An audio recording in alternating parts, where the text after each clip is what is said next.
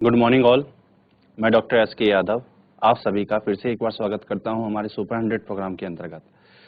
तो डियर, हम लोगों ने जैसे कि अभी तक जो पुष्पीय पादपों में लैंगिक जनन है इसको पढ़ते हुए कुछ चीज़ों को आपका कवर अप कर चुके हैं। जैसे कि हम लोगों ने यहाँ पर देखा है कि जो हमारे पुष्पीय पादप होते हैं उनमें किस किस प्रकार का जनन पाया जाता है, और उसके बाद फिर हम लोगों ने लैंगिक जनन के बारे में समझा। जो लैंगिक जनन था वो क्या होता है वो देखा हमने। लैंगिक जनन किसके द्वारा होता है उसको हमने समझा। फिर हम अलग अलग करके पढ़ने लगे थे इसके अंदर जो मेल रिप्रोडक्टिव पार्ट होता है वो क्या होता है, जो फीमेल रिप्रोडक्टिव पार्ट होता है वो क्या होता है। फिर हम लोगों ने मेल रिप्रोडक्टिव पार्ट से स्टार्ट किया था, जिसके अंदर हम लोगों ने जो मेल रिप्रोडक्टिव ऑर्गन है उसको क्या नाम दिया जाता है वो बताया था, क्या संरचना होती है उसके बारे में बताया था। और जो हमारे पास में स्टेमन होता है उसके दो भाग थे, फिलामेंट और एंथर, उनके बारे में हम लोगों ने कंप्लीट जानकारी ले ली थी।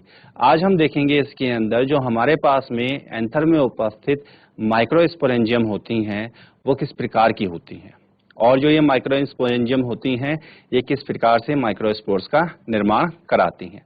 तो चलते हैं अपने स्मार्ट बोर्ड की तरफ जहां पे अपने चैप्टर को कंटिन्यू करते हैं। अब हम एंथर के आगे इसमें देखेंगे जो हमारे पास में माइक्रोस्पोरेंजियम है वो कैसी होती है, क्या उसकी संरचना होती है, क्या क्या उसके अंदर भित्तियां पाई जाती हैं, उनके बारे में हम बात कर लेंगे यहाँ पर, और उन भित्तियों का कार्य क्या क्या होता है उसको भी हम यहाँ पर समझ लेंगे। तो आज का हमारा जो टॉपिक होगा वो होगा स्ट्रक्चर ऑफ माइक्रोस्पोरेंजियम। ठीक है, हमारा टॉपिक क्या है यहाँ पर देखिए, टॉपिक है हमारा structure of microsporangium. Structure of microsporangium, जो माइक्रोस्पोरेंजियम है इसकी संरचना कैसी होती है, माइक्रोस्पोरेंजियम की संरचना, ये हमारा आज का टॉपिक होने वाला है। तो सबसे पहले तो हम ये देख लेते हैं कि जो माइक्रोस्पोरेंजियम है ये किस प्रकार से बनती है और क्या क्या इसकी संरचनाएं होती हैं। तो देखिए आपके एनसीईआरटी के अंदर एक छोटा सा डायग्राम दिया हुआ है, उसको हम जरा ड्रॉ कर लेंगे और उसमें देख लेंगे क्या क्या चीजें हमारे पास प्रेजेंट हैं। तो सबसे पहले तो एक आउटलाइन बना लेते हैं हम लोग।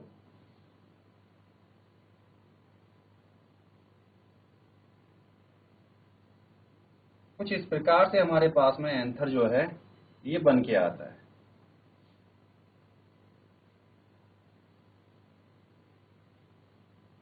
जो एंथर है ये कुछ इस प्रकार से हमारा एक संरचना को बना के लाता है।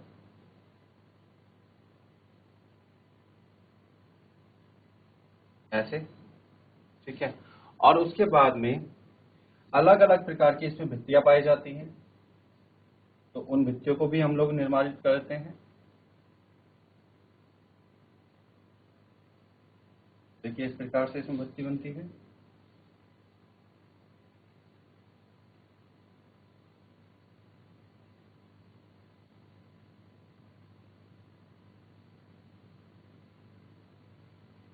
इन सभी भित्तियों को हम बना के दिखा देंगे।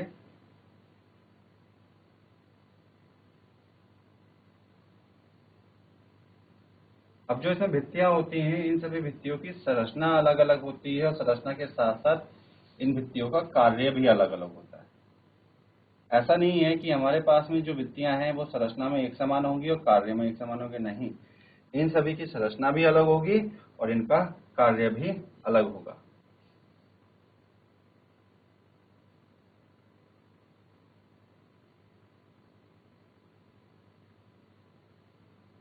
तो इस प्रकार से इन सभी भित्तियों की संरचना भी अलग अलग दिखाई देगी हमें, और इनका कार्य भी अलग अलग दिखाई देगा।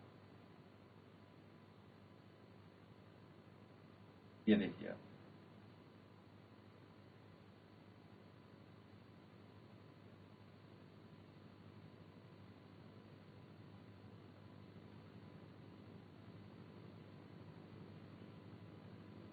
ठीक है। अब हम इसके अंदर देख लेते हैं बाकी चीजों को।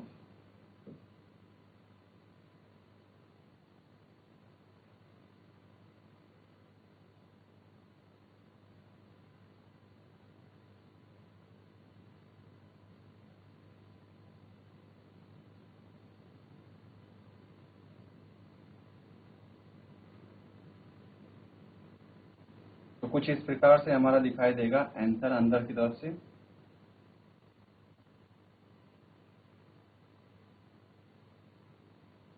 और अंदर की तरफ भिन्न भिन्न संरचनाएं इसके अंदर उपस्थित हैं जिनका भिन्न भिन्न कार्य भी होता है। तो कुछ इस प्रकार से लेके चलते हैं। ये एक टेंटेटिव स्ट्रक्चर है जिसके अंदर कुछ भागों को हम लोग यहाँ पर दर्शाएंगे कि कौन कौन से भाग क्या क्या है। तो सबसे पहली चीज जो बाहर की परत है इसका नाम होता है एपिडर्मिस। जो सबसे बाहर की तरफ परत उपस्थित है इसका नाम होता है एपिडर्मिस। एपिडर्मिस के बाद में जो ये आपकी ब्लू वाली लेयर है, ठीक है, ये रिप्रेजेंट करती है आपकी एंडोथीसियम को। क्या है ये? एंडोथीसियम। ये हो गई हमारे एंडोथीसियम। अब एंडोथीसियम के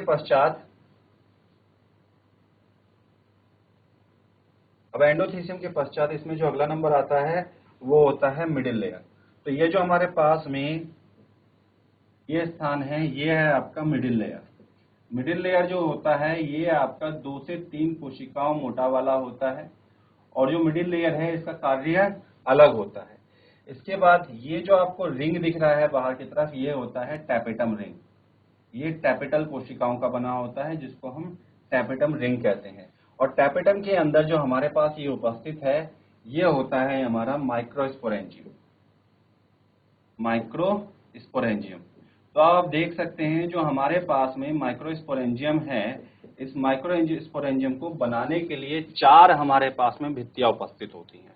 सबसे पहले एपिडर्मिस जो बाहर की तरफ है, दूसरे नंबर पर आती है एंडोथीसियम जो एपिडर्मिस के ठीक अंदर की तरफ उपस्थित है, तीसरे नंबर पर आती है मिडिल लेयर जो कि आपकी 2 से 3 कोशिकाएं मोटी होती है और चौथे और आखिरी नंबर पर आती है टैपेटम।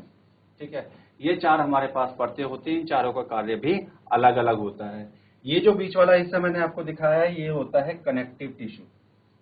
जो कनेक्टिव टिश्यू है ये क्या होता है? यह कनेक्टिव टिश्यू जो हमारा एंथर है और जो फिलामेंट था स्टेमन का उसको आपस में जोड़ने का काम करता है। तो ये जो संरचना मैंने आपको दिखाई है ये दिखाई है यंग यंग एंथर की संरचना। ये जो फिगर है ये फिगर किस चीज को दिखाता है? TS of young anther. Young anther मतलब यंग एंथर का ट्रांसवर्स सेक्शन। यंग एंथर का ट्रांसवर्स सेक्शन। अब यहाँ पे एक एक करके चीजों को समझ भी लेते हैं, उसके बाद एक डिटेल डायग्राम भी देखेंगे अभी इसका हम। तो सबसे पहले हम बात कर लेते हैं एपिडर्मिस की। जो एपिडर्मिस है ये क्या है? देखिए ये एक कोशिकीय मोटी परत होती है और यह एक कोशिकीय मोटी परत सबसे बाहर की तरफ उपस्थित रहती है। ये जो परत होती है इसका काम होता है पूरी की पूरी संरचना का प्रोटेक्शन। तो प्रोटेक्शन करने के लिए पूरी संरचना में बाहर की तरफ उपस्थित रहती है। दूसरी तरफ हम बात करते हैं एंडोथीसियम की। तो जो एंडोथीसियम होता है ये भी एक प्रकार की प्रोटेक्टिव लेयर ही होती है जो एपिडर्मिस के ठीक अंदर की तरफ उपस्थित रहती है। अब जो एंडोथीसियम होती है, एंडोथीसियम क्या करती है? यह इसकी जो संरचना होती है इसकी संरचना के अंदर आपके पाए जाते हैं फाइबर्स, और जो फाइबर्स हैं इसके अंदर सेलुलोज फाइबर्स की मात्रा बहुत ज्यादा होती है। साथ ही साथ इसके अंदर कैलोज बैंड्स भी पाए जाते हैं। तो कैलोज बैंड्स भी जो हैं आपके एक तरह का आपका कार्बोहाइड्रेट है जो कि संरचना में भी भाग लेता है और साथ ही साथ जब हमारा स्फुटन होता है उस समय भी भाग लेता है। अब ये जो आपको किनारे दिख रहे हैं जैसे ये वाला किनारा है, ठीक है, या फिर ये वाला जो किनारा है, इन किनारों को नाम दिया जाता है स्टोमियम। इनको कहा जाता है स्टोमियम। ठीक है, ये जो स्टोमियम होते हैं इनका काम होता है स्फुटन कराना। तो जिस समय पर हमारा एंथर परिपक्व हो जाता है उसमें उपस्थित पोलन ग्रेन परिपक्व हो जाते हैं और उनको बाहर निकालना होता है, तो स्टोमियम ही जो है हमारी वो साइट होती है जहां पर स्फुटन या फिर डिहाइसेंस होता है। फिर हम बात करते हैं यहाँ पे मिडिल लेयर की। जो मिडिल लेयर है इसका कार्य क्या होता है? तो देखिए जो मिडिल लेयर है ये आपकी 2 से 3 कोशिका मोटी परत होती है और ये जो मिडिल लेयर है इसका मुख्य कार्य ये होता है कि ये भोजन को कलेक्ट करती है, उसका निर्माण भी करती है और उस भोजन को, ठीक है, किस तक पहुंचाएगी? टैपेटम की कोशिकाओं तक। और वहां से जो भोजन है ये किसके पास जाएगा? जो अंदर की तरफ उपस्थित माइक्रोस्पोर्स बनने आने वाली कोशिकाएं होती हैं उनके अंदर, और जो हमारे डेवलपिंग माइक्रोस्पोर्स होते हैं उनके लिए ये भोजन प्रदान करने का काम करती है। तो अगर हम बात करें तो भोजन कौन बनाता है? Middle layer. ठीक है, बात करते हैं टैपिटम की, तो टैपिटम हमारी एक कोशिकीय मोटी होती है जो एक चक्रीय क्रम में उपस्थित रहती है, और इस चक्रीय क्रम का आंतरिक भाग जो होता है यही होता है माइक्रोस्पोरेंजियम। ठीक है। अभी जो टैपेटम है इसकी कोशिकाएं बहुकेंद्रकीय होती हैं, बहुत सारे केंद्रक इनमें पाए जाते हैं। इसके अलावा ये बहुत सारे प्रकार के मेटाबोलाइट्स का निर्माण करती हैं, बहुत सारे प्रकार के एंजाइम्स का निर्माण करती हैं। ये जो एंजाइम्स हैं ये हमारे जो माइक्रोस्पोर्स या फिर पोलन ग्रेन है इनके परिपक्व होने में भाग लेते हैं। इसके अलावा जो टैपेटम है ये मिडिल लेयर से भोजन को लेती है और माइक्रोस्पोरेंजियम तक पहुंचाती है। तो भोजन प्रदान तो करेगी टैपेटम माइक्रोस्पोरेंजियम के अंदर, लेकिन निर्मित कौन कराएगा? Middle layer. ठीक है। तो कुछ इस प्रकार से यहाँ पर हमारा कार्य देखने को मिलेगा। तो उम्मीद करता हूं कि आप लोगों ने ये डायग्राम नोट कर लिया होगा। अब हम इसमें आगे बढ़ते हैं और अगला डायग्राम देखते हैं, अगला डायग्राम कैसा होगा। तो चलिए आगे बढ़ते हैं इसके अंदर। तो अब हमारे पास में अगर डिटेल डायग्राम की बात करें तो डिटेल डायग्राम कैसा दिखाई देगा, देखिए।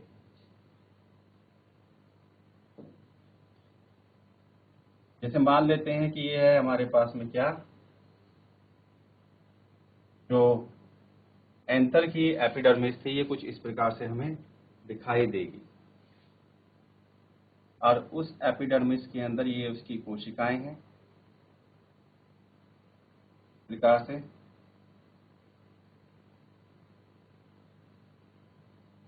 एक कोशिकीय पर मोटी परत होगी है, इससे ज्यादा मोटी नहीं होती है। एपिडर्मिस हमेशा एक कोशिकीय मोटी रहती है।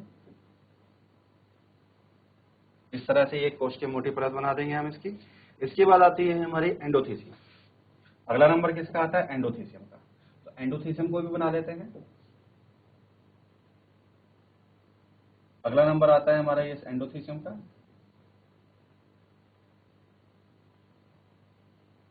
तो ये भी आपकी जो है एक कोशिकीय मोटी परत होती है।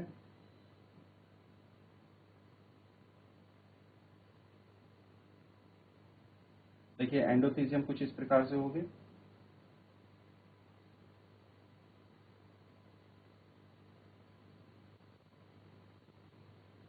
एंडोथीसियम के बाद अगला नंबर आता है हमारे पास 2 से 3 मोटी परत का। जो ये 2 से 3 मोटी परत है, सेल मोटी परत है, ये होती है क्या? ये होती है हमारे अंदर की तरफ मिडिल लेयर।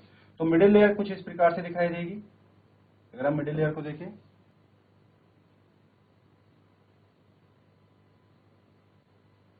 तो मिडिल लेयर की संरचना कुछ इस प्रकार से हो जाएगी।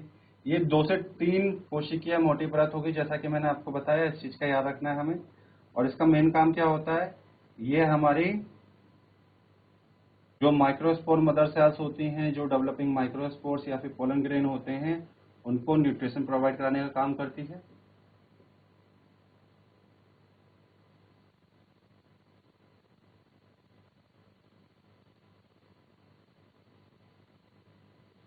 तो इस तरह से इसकी संरचना होती है हमारी मिडिल लेयर की।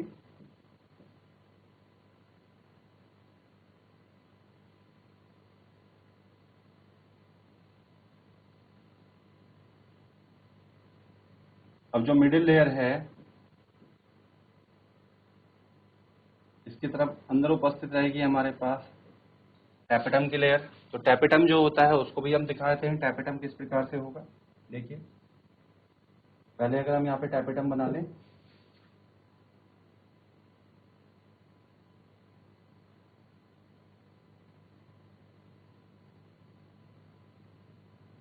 तो ये हमारे पास टैपेटम की संरचना बना देते हैं हम।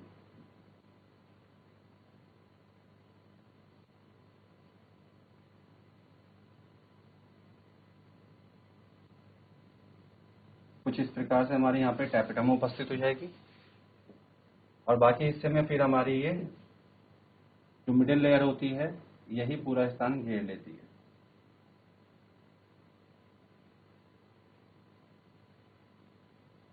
और जो टैपेटम है इसके अंदर हमारे पास में स्पोरोजेनस टिश्यूज पाए जाते हैं। ठीक है, जो स्पोर्स का निर्माण करेंगे। तो ये स्पोरोजेनस कोशिकाएं हैं जो स्पोर्स का निर्माण करती हैं।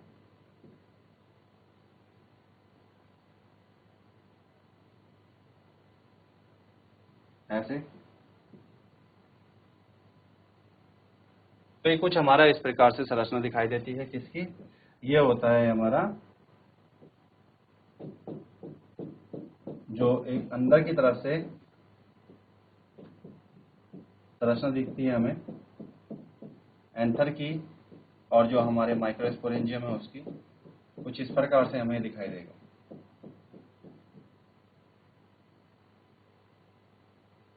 बना लीजिए इसको साफ साफ, और सारी संरचनाओं को हम बता देंगे इसमें क्या क्या संरचनाएं हैं ये।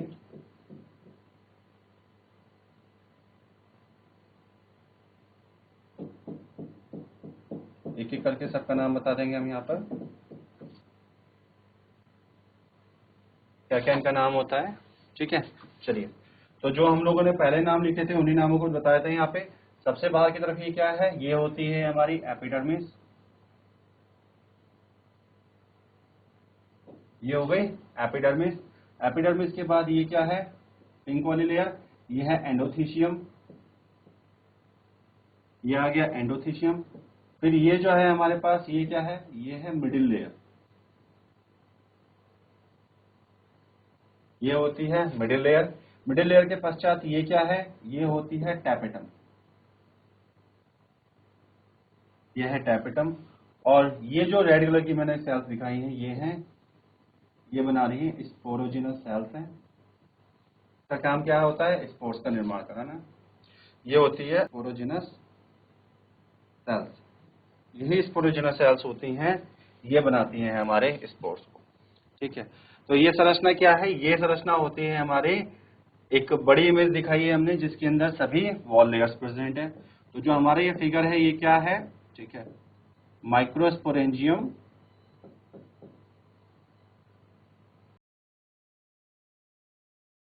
Microsporangium with all wall layers, सभी भित्तियों वाली परतों के साथ माइक्रोस्पोरेंजियम, सभी भित्तियों वाली परतों के साथ माइक्रोस्पोरेंजियम, माइक्रोस्पोरेंजियम। तो ड्रॉ कर लीजिए इसको, फिर हम आगे बढ़ते हैं इसमें। अब हम इसके फीचर्स की बात करेंगे कि हमारे पास ये किस प्रकार की होती है। फिर इसके बाद डियर हम लोग यहाँ पर देखेंगे जो हमारे पास माइक्रोस्पोरेंजेनेसिस होती है, वो मतलब माइक्रोस्पोर के निर्माण की प्रक्रिया क्या होती है। फिर हम देखेंगे एक जो पोलन ग्रेन होता है उसकी संरचना कैसी होती है, फिर उसका डेवलपमेंट कैसा होता है। बाद में हम आगे बढ़ेंगे इसके अंदर मेल रिप्रोडक्टिव ऑर्गन गाइनोशियम के बारे में। तो जल्दी जल्दी नोट कर लीजिए।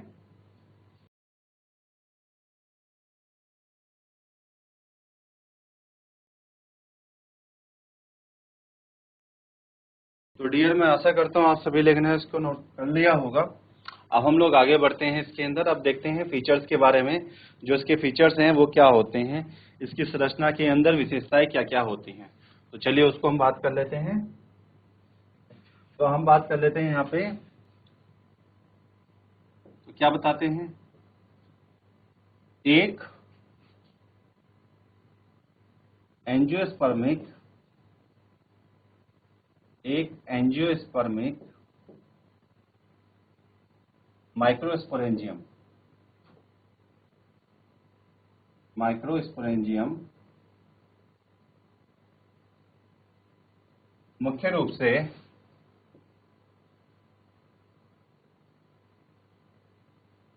से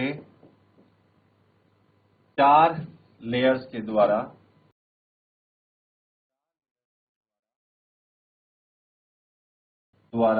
घिरी रहती है, घिरी रहती है, जो कि कौन कौन होते हैं इसके अंदर, क्या क्या नाम आते हैं देखिए। एक आएगा एपिडर्मिस,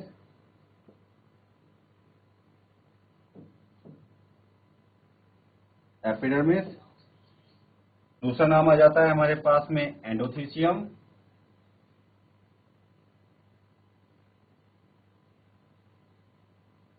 तीसरा नाम आ जाता है डियर हमारे पास में इसका मिडिल लेयर, मिडिल लेयर। और आखिरी आ जाता है टैपेटम, और अंत में नाम आ जाता है टैपेटम होते हैं। टैपेटम होती है। तो ये 4 परतें हैं हमारी मुख्य रूप से जो इसमें पाई जाती हैं। एपिडर्मिस है, एंडोथीसियम है, मिडिल लेयर है और लास्ट में टैपेटम है। ठीक है, जो हमारे पास में जो बाहर की 3 परतें हैं, जिसके अंदर हमारे पास में क्या क्या नाम आता है, एपिडर्मिस, एंडोथीसियम और मिडिल लेयर। इनका काम होता है सुरक्षा प्रदान करना, और साथ ही साथ ये हमारे जो डिहाइसेंस वाली प्रक्रिया है, स्फुटन वाली प्रक्रिया है, इसमें भी सहायता प्रदान करती हैं। तो हम बताते हैं कि आउटर मतलब बाह्य 3 लेयर्स, आउटर 3 लेयर सुरक्षा प्रदान करती हैं, सुरक्षा प्रदान करती हैं तथा डिहाइसेंस मतलब स्फुटन, डिहाइसेंस में हेल्प करती हैं, हेल्प करती हैं। तो ये डिहाइसेंस में भी सहायता प्रदान करेंगे। ठीक है, मतलब स्फुटन में भी सहायता प्रदान करती हैं। इसके अलावा हम लोग बात करते हैं जो टैपेटम होती है, ये सबसे आंतरिक परत होती है हमारे स्पोरेंजियम की, और साथ ही साथ ये क्या करती है, जो डेवलपिंग पोलन ग्रेन्स होते हैं उनको सुरक्षा प्रदान करती है। और जो टैपेटम की कोशिकाएं, जैसे मैंने आपको बताया था कि इनका जो कोशिका द्रव्य होता है बहुत ही ज्यादा घनित्व होता है, और ये कोशिका द्रव्य घनित्व होने के साथ साथ मल्टी न्यूक्लिएटेड भी होता है। इसी को हम देखेंगे।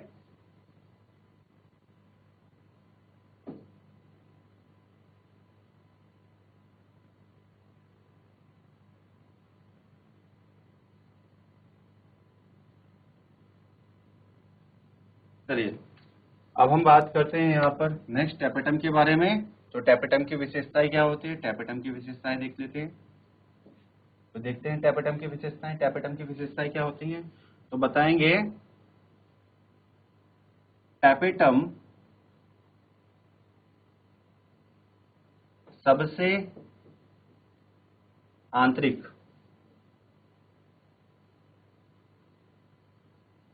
सबसे आंतरिक लेयर होती है, लेयर होती है जो कि developing pollen grains, developing pollen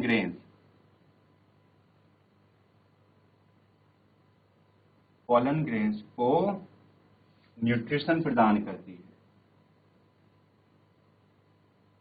nutrition प्रदान करती है, न्यूट्रिशन प्रदान करती है। ठीक है, इसके नीचे एक लाइन और लिख लीजिएगा आप, लिखिएगा इसकी कोशिकाओं में, इसकी कोशिकाओं में अधिक घनत्व वाला, इसकी कोशिकाओं में अधिक घनत्व वाला कोशिका द्रव्य पाया जाता है, अधिक घनत्व वाला कोशिका द्रव्य पाया जाता है तथा यह कोशिकाएं बहुकेंद्रकीय होती हैं, बहुकेंद्रकीय होती हैं। चलिए आगे बढ़ते हैं। नेक्स्ट के अंदर बताते हैं जो अंदर की तरफ आते हैं टैपेटम की घिरी हुई कोशिकाएं, ये कहलाती हैं माइक्रोस्पोरेंजियम। ठीक है, और इसी माइक्रोस्पोरेंजियम के अंदर हमारे पास पाए जाते हैं आपकी स्पोरोजिनस सेल्स या फिर स्पोरोजिनस टिश्यूज। ठीक है, तो हम बता देते हैं हर एक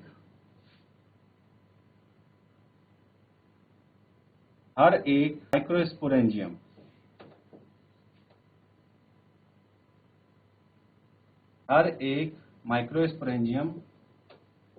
के केंद्र में होमोजीनस कोशिकाएं, होमोजीनस मतलब एक समान कोशिकाएं, होमोजीनस सेल्स उपस्थित रहती हैं जो कि स्पोरोजिनस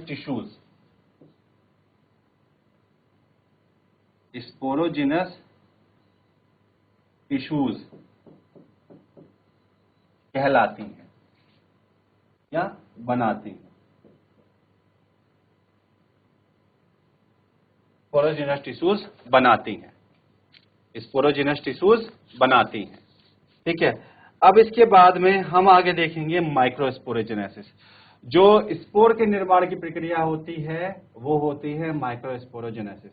तो जो नेक्स्ट टॉपिक होगा वो हमारे माइक्रोस्पोर के निर्माण की प्रक्रिया मतलब पोलन ग्रेन के निर्माण की प्रक्रिया, उसके बारे में हम लोग यहाँ पर बात करेंगे। तो चलिए उसको भी देख लेते हैं। यहाँ पर जो माइक्रोस्पोरोजेनेसिस की प्रक्रिया है वो क्या है। ठीक है, तो हम बात करेंगे यहाँ पे प्रोसेस ऑफ माइक्रोस्पोरोजेनेसिस। क्या देखेंगे हम यहाँ पर नेक्स्ट टॉपिक,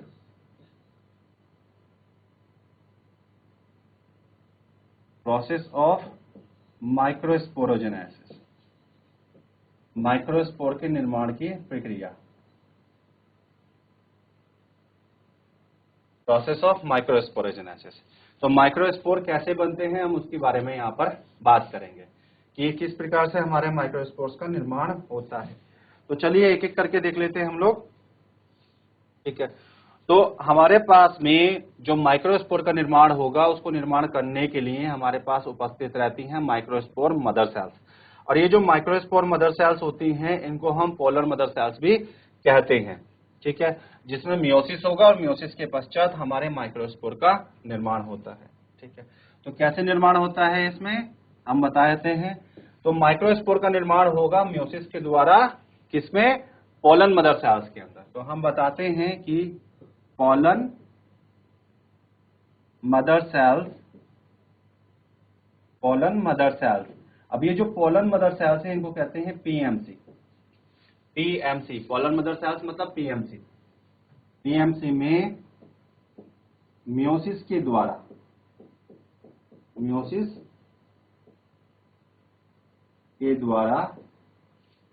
के द्वारा माइक्रोस्पोर्स का निर्माण होता है, माइक्रोस्पोर्स का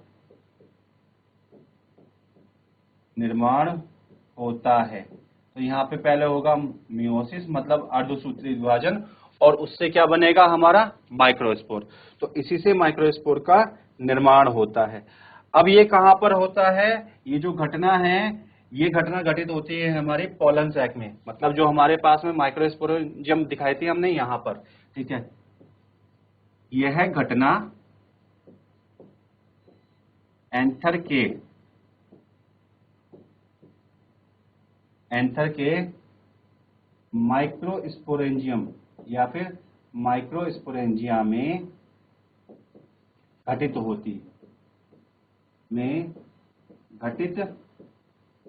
होती है। तो ये जो घटना है हमारे कहाँ घटित होगी, माइक्रोस्पोरेंजिया में। देखिए अगर एक होगा तो हम उसको बोलते हैं माइक्रोस्पोरेंजियम, अगर एक से ज्यादा है तो हम उसको बोलते हैं माइक्रोस्पोरेंजिया। तो क्योंकि हमारे पास में 4 उपस्थित रहते हैं तो इसलिए हम इसको माइक्रोस्पोरेंजिया कहते हैं। तो ये घटना कहाँ घटित होगी, माइक्रोस्पोरेंजिया में। इसके बाद हम बात कर लेते हैं इस दौरान क्या होता है। तो जिस समय पे हमारे पास माइक्रोस्पोरेंजियम का निर्माण होता है, डेवलपमेंट होता है, उस दौरान हमारे पास में जो स्पोरोजिनस टिश्यूज की हर एक कोशिका है ये पोलन मदर सेल की तरह से कार्य करती है। और ये जो कोशिकाएं होती हैं, ठीक है, ये मियोसिस करेंगी और माइक्रोस्पोर की 4 कोशिकाओं का निर्माण एक साथ करेंगी, जिनको हम कहते हैं माइक्रोस्पोर टेट्राड। और ये सारे के सारे कैसे होंगे, हैप्लॉइड होंगे। तो चलिए आगे बढ़ते हैं और इसको देखते हैं। आप लोगों ने नोट कर लिया इसको, यदि हाँ तो हाथ खड़ा करके बताइए। ठीक है, चलिए आगे बढ़ते हैं। तो हमारे पास क्या प्रेजेंट है, देखिए हम बताएंगे यहां पर हमारे पास उपस्थित है माइक्रोस्पोरेंजियम।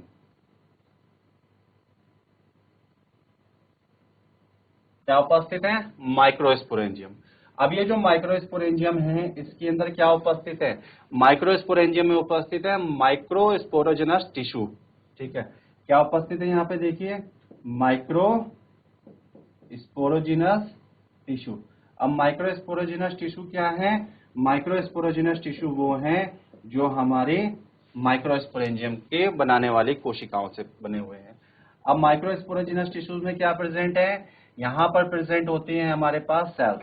ठीक है, तो ये कहाँ क्या उपस्थित है, माइक्रोस्पोर मदर सेल,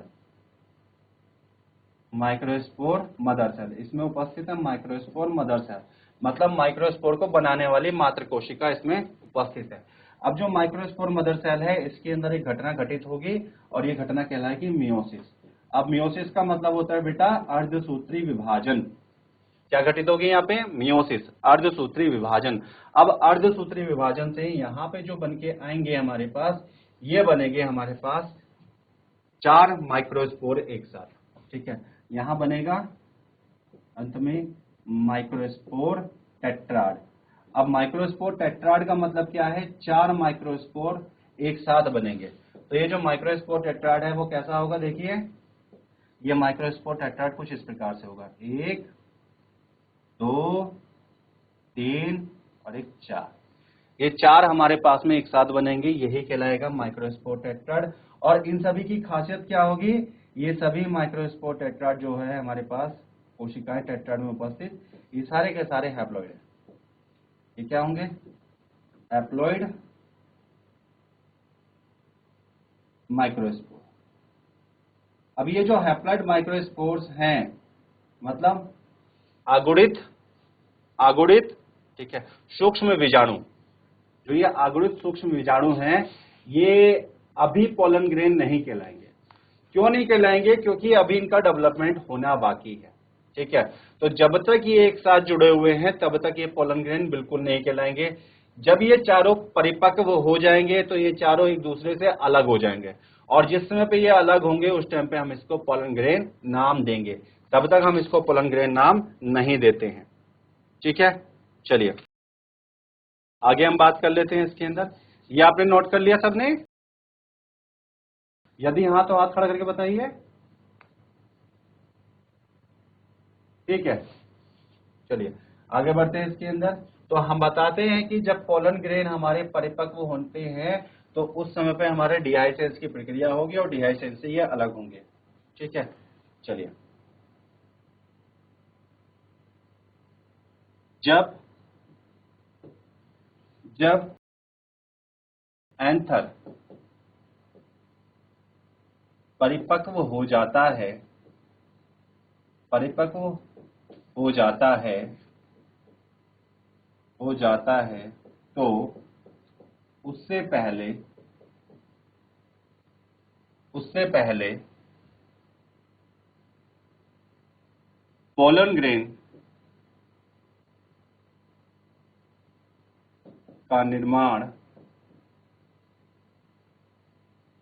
शुरू हो जाता है या प्रारंभ हो जाता है, प्रारंभ हो जाता है, प्रारंभ हो जाता है, हो जाता है। नेक्स्ट हम देखेंगे एंथर के डिहाइसेंस। डिहाइसेंस का मतलब होता है बेटा स्फुटन। डिहाइसेंस से पहले माइक्रोस्पोर टेट्राड, जो अभी हमने 4 कोशिकाओं वाला दिखाया था, टेट्राड डेवलप होकर सभी कोशिकाओं को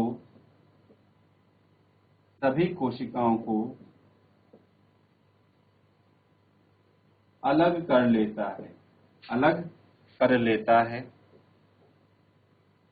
लेता है, तथा टेट्राड की हर एक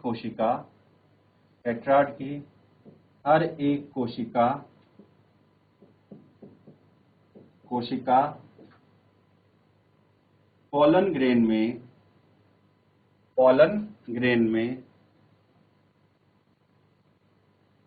विकसित होने लगती है। विकसित होने लगती है। तो हमारे पास जितनी भी कोशिकाएं हैं ये सारी की सारी पोलन ग्रेन को ही बनाएंगे। तो सभी कोशिकाएं पोलन ग्रेन में विकसित होने लगती हैं, ठीक है। और जो पोलन ग्रेन है ये विकसित होने के बाद क्या करेंगे, ये मेल गैमेट को बनाएंगे। पोलन ग्रेन विकसित होकर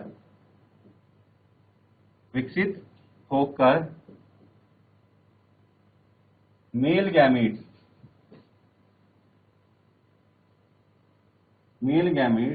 का निर्माण करते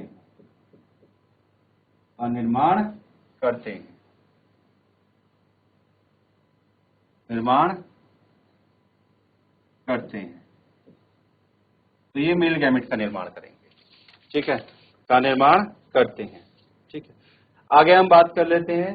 तो जितनी हमारे पास में 4 आपके माइक्रोस्पोरेंजियम प्रेजेंट रहते हैं हर एक एंथर के अंदर, और उन चारों में हर एक के अंदर हजारों की संख्या में क्या उपस्थित रहते हैं, माइक्रोस्पोर्स उपस्थित रहते हैं, आपके पोलन ग्रेन उपस्थित रहते हैं। तो हम अंत में बताते हैं कि हर एक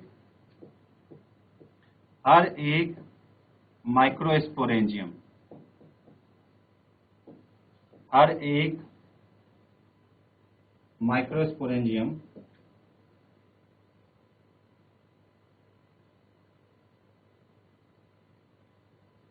से हजारों की संख्या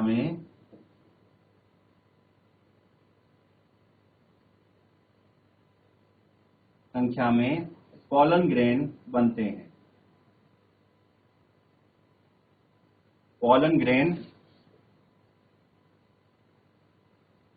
हैं, तो हर एक से जो है हजारों की संख्या में हमारे पोलन ग्रेन का निर्माण होगा, ठीक है। आगे हम बात करते हैं इसके अंदर। नेक्स्ट आएगा हमारे पास जो पोलन ग्रेन होता है, ये पोलन ग्रेन की संरचना कैसी होती है। हम पोलन ग्रेन की संरचना के बारे में जानेंगे कि पोलन ग्रेन हमें किस प्रकार का दिखाई देगा और क्या क्या उसके फीचर होते हैं। तो नेक्स्ट हम देखेंगे यहाँ पर पोलन ग्रेन। आप सबने नोट कर लिया? यदि हाँ तो हाथ खड़ा करके बताइए, ठीक है। अब हम बात करेंगे यहाँ पे पोलन ग्रेन के बारे में। जो पोलन ग्रेन है वो क्या होता है, इसके बारे में बात करेंगे हम। पोलन ग्रेन को बेटा हिंदी में कहते हैं परागकण। क्या कहते हैं इसको? परागकण। ये होता है परागकण। तो जो परागकण है इसकी संरचना कैसी होती है उसके बारे में जान लेते हैं, उसके फीचर्स क्या होते हैं उसके बारे में जान लेते हैं, ठीक है। अब देखते हैं इसके अंदर परागकण। तो जो हमारा परागकण होता है ये आपका सामान्यतः गोल संरचना होती है। तो हम क्या बताते हैं, यह सामान्यतः गोल होते हैं, ये सामान्यतः स्फेरिकल होते हैं। स्फेरिकल मतलब बेटा गोल, स्फेरिकल होते हैं। तो ये सामान्यतः आपको गोल दिखाई देंगे। इसके अलावा इसके अंदर बात करें तो हमारे पास जो हर एक परागकण होता है, हर एक परागकण में 2 प्रकार की भित्तियां पाई जाती हैं। जो बाहर वाली होती है हम उसको बोलते हैं एक्साइन, और जो अंदर वाली होती हैं उसको हम नाम देते हैं इंटाइन, ठीक है। आगे बताते हैं कि हर एक पोलन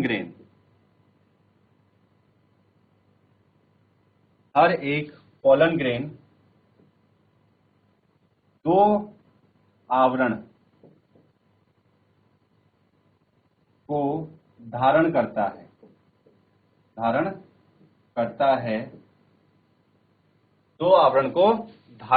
है, जिसमें आउटर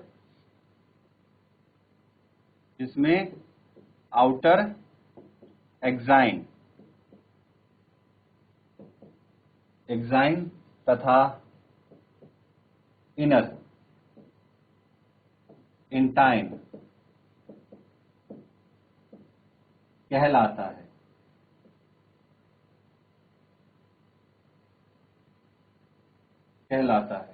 तो बाह्य वाला जो होगा हमारा ये होगा एक्साइन और इनर वाला जो होगा ये होगा इंटाइन।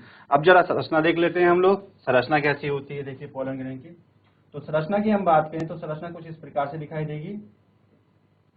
जैसे मान लेते हैं हम लोग, यहां पर हमारे पास है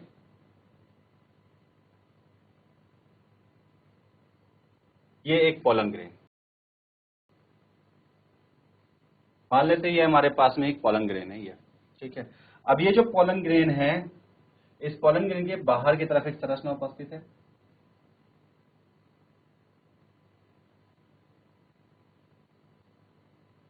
देखिए जैसे मैं बना रहा हूं आप वैसे ही बनाइएगा। जहां पे मैं रेड वाले को ग्रीन वाले से टच करके दिखा रहा हूं, आप वहीं पे इसको टच करके दिखाइएगा, बाकी जगह पे इसको टच करके नहीं दिखाइएगा, ठीक है। तो कुछ इस प्रकार से हम इसको दिखाते हैं, ठीक। जो अंदर की तरफ उपस्थित हैं वो क्या क्या चीजें हैं, अंदर की तरफ भी हम देख लेंगे।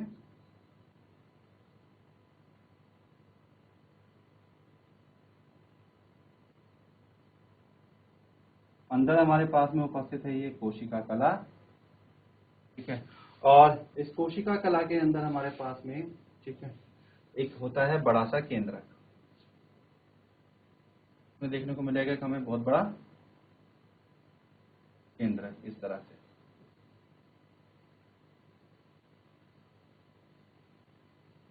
ठीक है।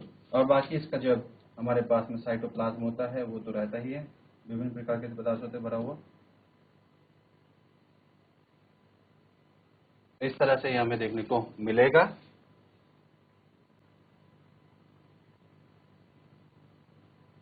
तो आप इसको इससे दिखा देंगे, डार्क करके दिखाएंगे इसको हम, क्योंकि बाहर की तरफ क्या है हमारा ये एक्साइन है। एक्साइन काफी मोटी होती है और कुछ हिस्सों पे ये बिल्कुल गायब हो जाती है। देखिए जैसे यहाँ पे दिखाया हमने, एक पॉइंट पे हमने यहाँ दिखा दिया, कुछ हिस्सों पे ये क्या हो जाएगी, गायब सी हो जाएगी।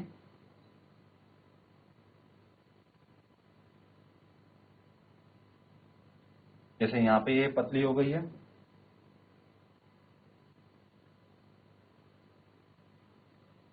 इस जगह पे ये पतली हो गई है। अब ये जो हिस्से जहाँ पे ये बहुत पतली हो जाती है, इनको कहते हैं हम जर्म पोर।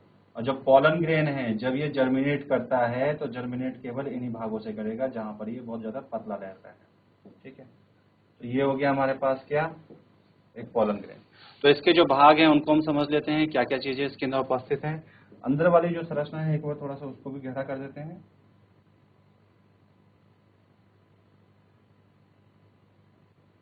जो ग्रीन वाला है इसको भी थोड़ा सा मोटा करके दिखाई दे, ताकि एक अलग दिखाई दे आप लोगों को।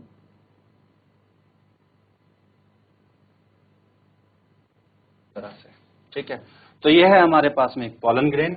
अब इसमें क्या क्या भाग है हमारे पोलन ग्रेन के पास में, देखिए पहला है बाहर की तरफ ये एक्साइन, जो हमने दिखाया था कि आउटर क्या है, ये एक्साइन है। जो ये ग्रीन कलर का आपको दिख रहा है, ये ग्रीन वाला होता है इंटाइन, अंदर वाला है इंटाइन, ठीक है। ये जो पिंक वाली है, ये पिंक वाली लेयर है आपकी सेल मेम्ब्रेन, ये है सेल मेम्ब्रेन। जो ये दिखाया है ये है हमारा न्यूक्लियस, मतलब केंद्रक, ठीक है, ये है केंद्रक। और ये क्या है, ये है कोशिका द्रव्य या फिर साइटोप्लाज्म जिसको हम कहते हैं। यह हो गया साइटोप्लाज्म, ठीक है। और इसके अंदर जो हमारे पास नेक्स्ट है वो क्या है, जो ये आपको कुछ दिख रहे हैं, जैसे ये वाला भाग हो गया, ठीक है, जैसे ये वाला भाग हो गया, ये कुछ पतले पतले गड्ढे से दिखाए मैंने, जैसे ये वाला भाग हो गया, इनको हम नाम देते हैं, ठीक है, जर्म पोर्स। तो जर्म पोर जो होते हैं ये वही भाग होते हैं जहां से कोई पोलन ग्रेन जर्मिनेट करता है। ये क्या है, ये है जर्म पोर्स, जर्म पोर्स। तो जब हमारा पोलन ग्रेन जर्मिनेट करेगा तो वो केवल इन्हीं भागों से करेगा, किसी और भाग से नहीं करेगा, ठीक है। नोट करिए फटाफट इसको, फिर आगे बढ़ेंगे इसमें हम लोग।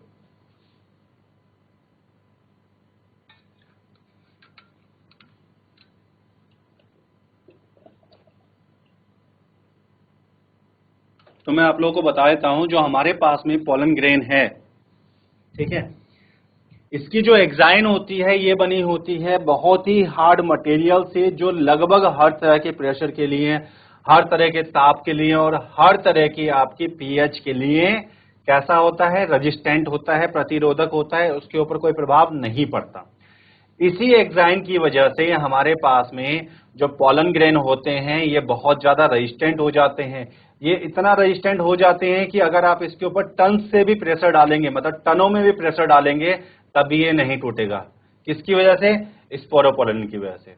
ठीक है, तो स्पोरोपोलिन पाया जाता है। अब जब जर्मिनेशन होता है तो जर्मिनेशन केवल अंदर से हो सकता है, बाहर से आप इसको डिस्ट्रॉय नहीं कर सकते। तो जर्मिनेशन होता है हमारे इन्हीं जर्म पोर से, जहां पर एग्जाइन उपस्थित या तो है नहीं, अगर है तो बहुत पतली लेयर है। ठीक है, हमारे पास में कोई ऐसा आर्टिफिशियल मेथड नहीं है जिससे आप किसी एक पोलन ग्रेन को जिसमें एग्जाइन उपस्थित है आप उसको तोड़कर देख सको। कोई भी ऐसा मेथड उपस्थित नहीं है। ठीक है, तो चलिए, उम्मीद करता हूं आप लोगों ने नोट कर लिया अगर इसको। यदि यहां नोट कर लिया तो हाथ खड़ा करके बताइए बेटा एक बार। ठीक है, चलिए आगे बढ़ते हैं इसके अंदर। अब हम बात कर लेते हैं क्या क्या इसके भाग हैं, क्या क्या उनके कार्य हैं। तो जैसे सबसे पहले हम बात करेंगे किसकी? एग्जाइन की। सबसे बाह्य संरचना क्या थी डियर? एग्जाइन। एग्जाइन, तो एग्जाइन क्या होती है? ये बनी होती है स्पोरोपोलिन की, और स्पोरोपोलिन जो है सबसे ज्यादा रेजिस्टेंट आपका ऑर्गेनिक मैटर है, जिसको आप किसी भी चीज से खराब नहीं कर सकते।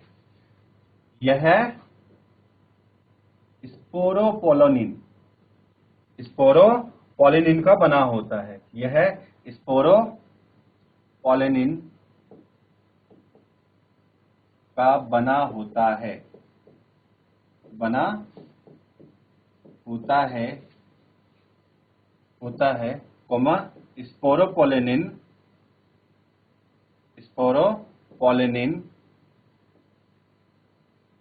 सबसे ज्यादा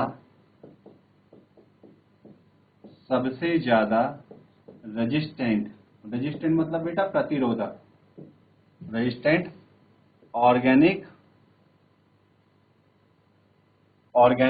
मटेरियल होता है जिस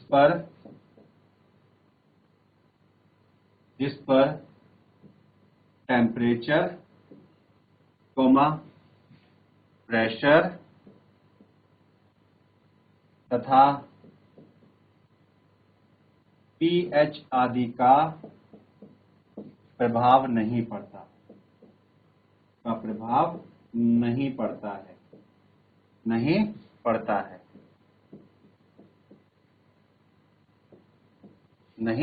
पड़ता है। तो इसके ऊपर प्रभाव नहीं पड़ता इन चीजों का, और इसलिए हमारे पास में जो पोलन ग्रेन है वो केवल उसी जगह से आपका जर्मिनेट कर सकता है जहां पर जर्मपोर उपस्थित होते हैं, मतलब जहां पर आपका जो स्पोरोपोलिन है ये अनुपस्थित रहता है। ठीक है, तो हम बताते हैं पोलन ग्रेन्स केवल उन स्थानों से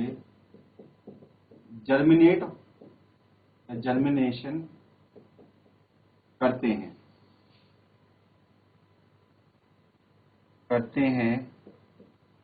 जहां स्पोरोपोलिन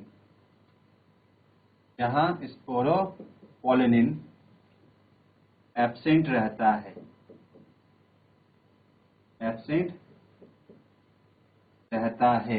इन स्थानों को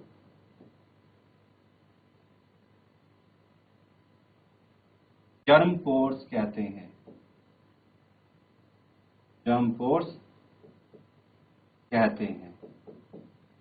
इन स्थानों को जर्म पोर्स कहते हैं। तो यही वो स्थान है जिन्हें हम जर्म पोर्स कहते हैं, जहां से ये आपका बनता है। ठीक है, जर्मिनेट करता है। नेक्स्ट आता है इंटाइन। तो इंटाइन जो होती है ये इनर वॉल होती है पोलन ग्रेन की। ये बहुत ज्यादा पतली होती है और ये सेलुलोज तथा पैक्टिन की बनी होती है। तो नेक्स्ट हम बताते हैं, यहाँ पे अगला नाम आता है इंटाइन। तो दो नाम बताए थे ना बेटा आपको, एक एक्साइन और एक इंटाइन। तो इंटाइन के बारे में हम क्या बताते हैं, यह है एक पतली तथा निरंतर, जैसे हमारे पास में किसी किसी जगह पे स्पोरोपोलेरिन क्या था, एब्सेंट था, यहां एब्सेंट निरंतर वृत्ति होती है, वृत्ति होती है, जो कि सेल्यूलोज तथा पैक्टिन की बनी होती है, पैक्टिन की बनी होती है।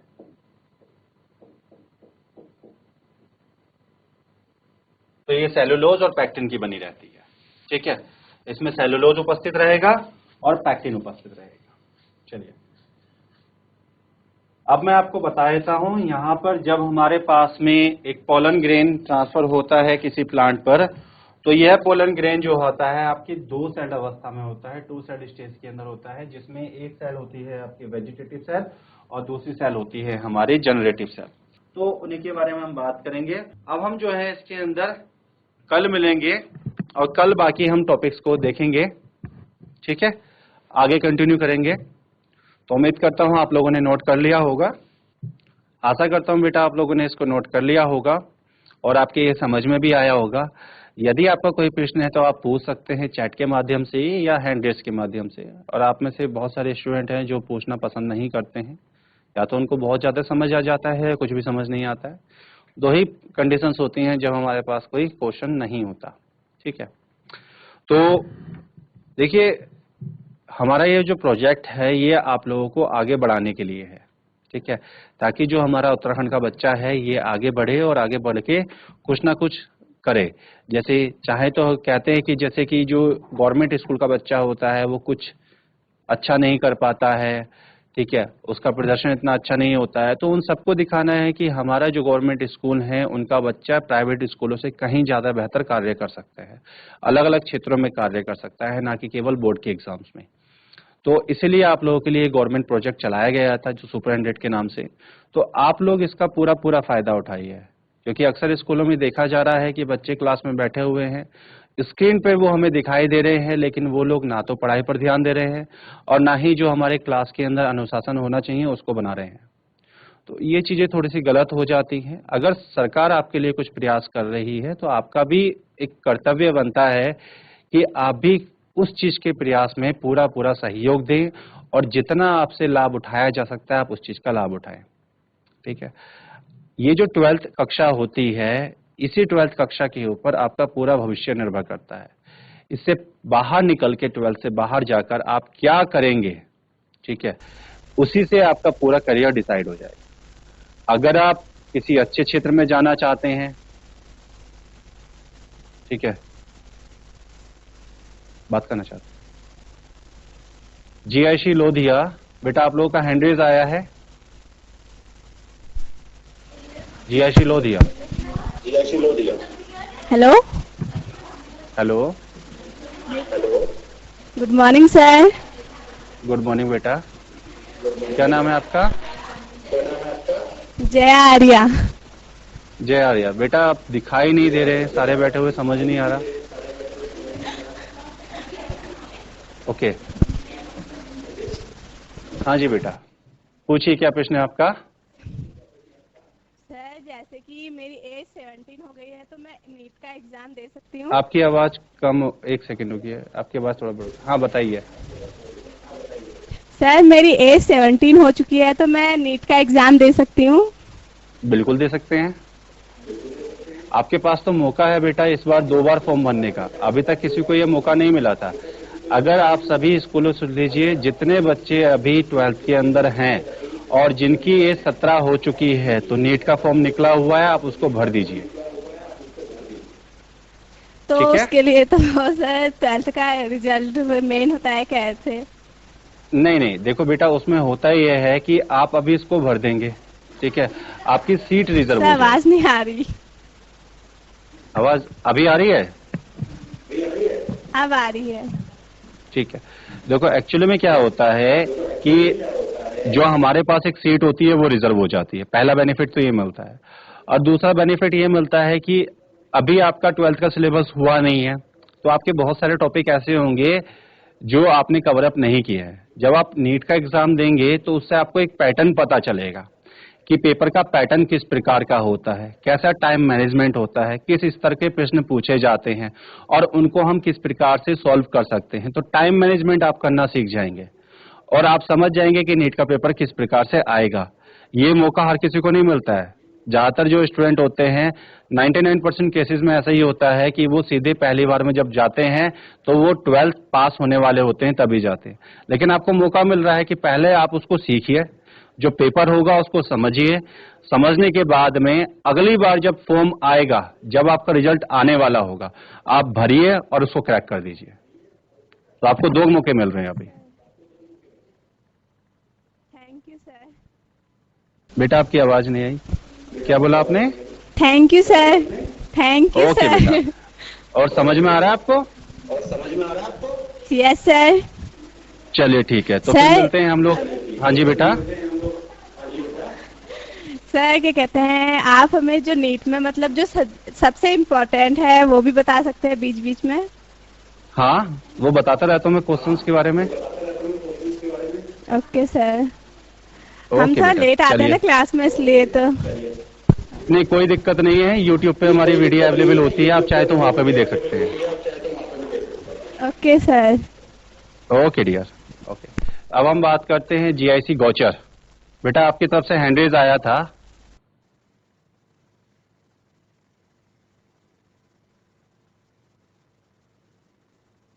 बेटा माइक ऑन करिए। आपकी आवाज नहीं आ रही है, दूसरा माइक लीजिए आप। Good morning sir. Very good morning बेटा, क्या नाम है आपका? सर प्रियांशु कुकरेती। हाँ जी प्रियांशु जी, पूछिए क्या प्रश्न है आपका? सर वो जो आप मतलब बीच में हिंदी इंग्लिश मिक्स करते हो ना, उसमें कंफ्यूजन हो जाता है। ये तो सर पूरा हिंदी में चलाओ, ये तो इंग्लिश में ना, वो कंफ्यूजन हो जाता है ना, वो ढंग से नहीं, कंफ्यूजन किस प्रकार से बेटा आप बताइए। सर हिंदी इंग्लिश मिक्स हो जाता है ना सारा। देखिए मैं आप पहले सर भी बता definition चुका हूँ दिखाते हो, आपको। हिंदी इंग्लिश मिक्स हो। देखो जैसे अभी मैंने आपको जो है मिक्स में लिखवाया है, आप ये कहना चाहते हैं ना? देखो होता क्या है, मैं आपको Yes, बताता sir, हूँ। yes. जो हमारा जो नीट का एग्जाम होता है, जैसे हम नीट की बात करें तो नीट के एग्जाम के अंदर जो टर्म्स आती हैं वो इंग्लिश में आती हैं मेनली। अगर कोई पेपर में एरर आता है, मान लीजिए कि मैंने यहाँ पे जर्म पोर लिखा है, ठीक है, और वहां पे जर्म पोर ना देके आपको कोई और नाम दे दिया हिंदी के अंदर, ठीक है, तो जो आपका एनटीए है, जिसको हम बोलते हैं नेशनल टेस्टिंग एजेंसी, ये उसको आपने जो क्लेम करेंगे कि मेरा हिंदी में तो ये लिखा हुआ है, इंग्लिश में ये लिखा हुआ है, एनटीए उसको खारिज कर देगा। एनटीए कहता है कि जितने भी चीजें इंग्लिश में लिखी है अगर वो करेक्ट है तो फिर रीजनल लैंग्वेज की हम कोई सुनवाई नहीं करेंगे। समझे आप मेरी बात को? पूरी डेफिनेशन। हाँ यस सर। सर तो कल से पूरी डेफिनेशन इंग्लिश ही में कर लेना। नहीं मैं करा दूंगा, मुझे कोई दिक्कत नहीं है, लेकिन बात यह है कि फिर बाकी बच्चे उस चीज को समझेंगे। देखिए हमको क्या है कि बेटा सबको लेके चलना होता है, मैं किसी एक को लेके नहीं चल सकता ना, मुझे सबको लेके चलना है। मुझे टर्म भी आपकी इंग्लिश में रखनी है ताकि अगर एनटीए के अंदर प्रॉब्लम आती है तो आप उसको करेक्ट कर सके, और साथ में ये भी देख के चलना है कि आप उस चीज को समझ भी सके, ठीक है। अगर मैं पूरा इंग्लिश में कर दूंगा तो पूरा इंग्लिश में करने से क्या होगा, जो 90% स्टूडेंट्स होंगे हमारे वो नहीं समझ पाएंगे, ठीक है, क्योंकि बचपन से हम लोग हिंदी में पढ़ते आ रहे हैं। इसलिए मेरा प्रयास रहता है कि जो टर्म्स हैं वो इंग्लिश में जाएं और जो लैंग्वेज है आपकी वो हिंदी में आए। Yes sir. ठीक है, थैंक यू सर। चलिए ओके डियर। तो चलिए हम लोग मिलते हैं अब कल देखते हैं बाकी पूरे टॉपिक को।